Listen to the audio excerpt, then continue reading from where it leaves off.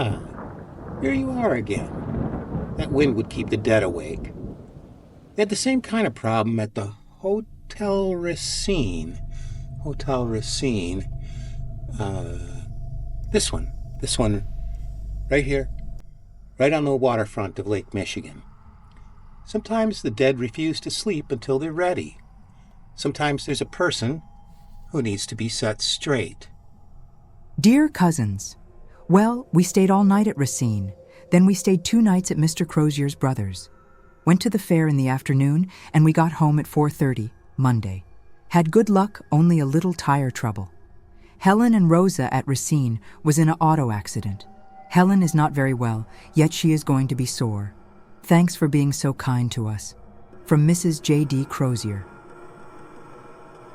Her cousin, Mrs. G.S., was more than a little surprised to receive this card, since not only had Mrs. J.D. not left on speaking terms with Mrs. G.S., she was dead. You see, Mrs. J.D. went no further than Racine. Her death there in the lobby of the Hotel Racine after being struck by a car is documented. There were no nights at Mr. Crozier's brother's, no afternoon at the fair, no homecoming.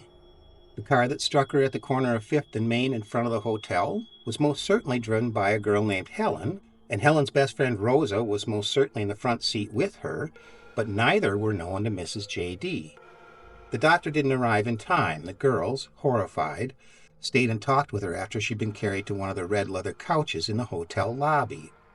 She assured them that she was not going to die, though her injuries were terrible. She asked if they were injured, asked for a postcard to send to her cousin. It made no sense, but the dying woman's wish was granted. The bellboy fetched a postcard, and she expired with it clenched in her hand, blank but for blood smears.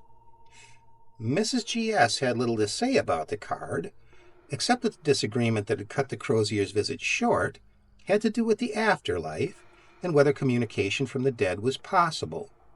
She felt this was a last jab. Well, it's downright chilling if you know what it is, she said. There never was any explanation for how the card was posted from Waterloo on September 13, when Mrs. J.D. Crozier lay on a marble table in a Racine morgue at that very moment, finally asleep. Well, I hope that helps you get back to bed.